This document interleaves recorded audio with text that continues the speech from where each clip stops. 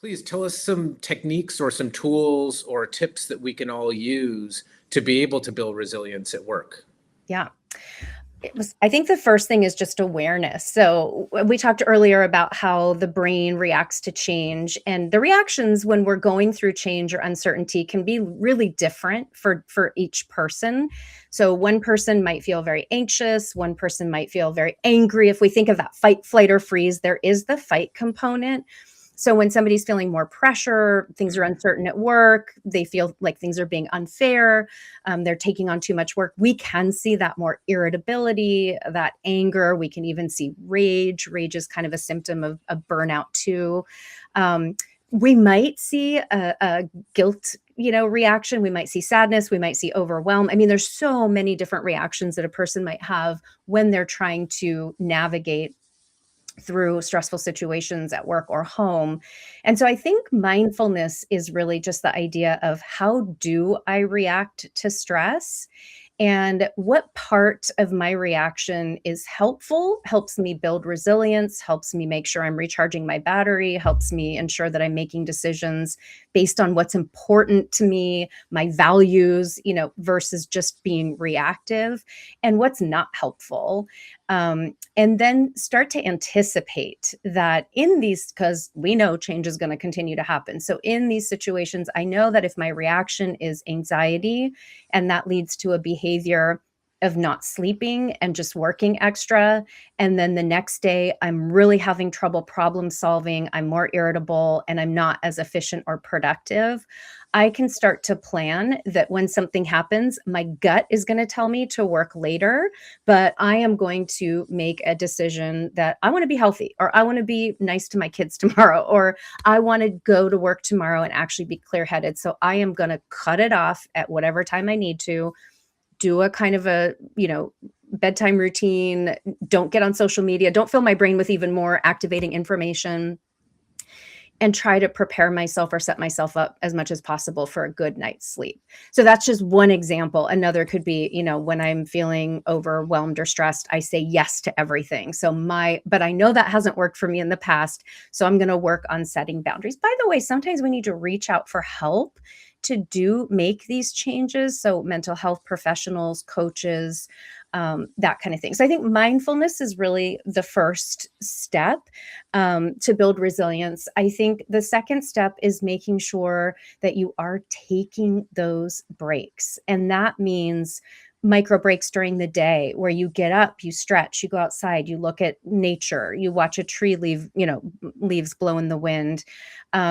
You take a drink of water, you pay attention to your body. Am I holding stress in my muscles? Maybe do a relaxation exercise. So even those micro breaks every 90 minutes, at least during a work day, if not more frequently. And then making sure, like I said, at the end of the day, you are winding down, you are shifting focus away from work to what is important values in your life. And then taking those vacations. And as we were talking about earlier, setting yourself up where when you're out, you are out. You are actually really focusing on recharging. Our brain just isn't designed to be constantly multitasking and constantly busy.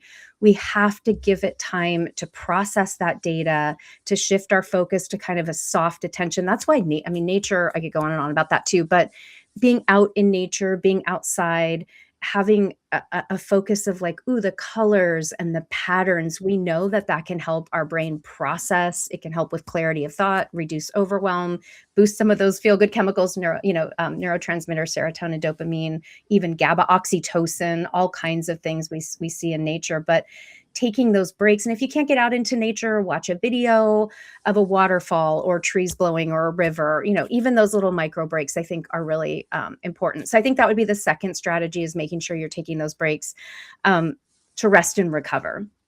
And then I would say probably, and there's probably lots of other strategies we don't have time to get into today, but a third one would be making sure that you are connected to your values, to what really brings your life meaning and purpose, and then use those values to guide your behavior. So if your value is health and family, and I know in this stressful time, I feel like I just have to work more and more and more hours, instead of just reflexively doing that, I can sit back and think, you know what, actually, my health is important. I need sleep. I'm gonna do that. Or my family is important. I'm going to take that vacation and build memories with them. So, and if people don't know what their values are, and values tend to be really consistent for us throughout our lifetime, which is why we use values versus like how you're feeling in the moment or what you're thinking in the moment, which can change so much.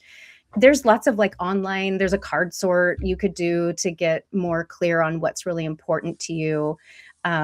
Or you can just pull up list of values and look through it. And it's different for everybody. For one person, it might actually be work. And if that's, and making you happy, not leading to burnout, that's okay if you want to spend more time. But I think for many of us, it's not work. And I worked in hospice for a long time. I never heard a person as they were passing from this life into what lies beyond say, I wish I'd worked more hours. Never heard that.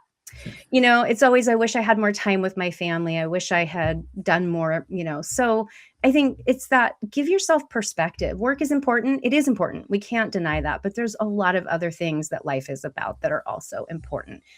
The company may not tell you that. That might not be their message. But we can tell ourselves that. We can remind ourselves of that.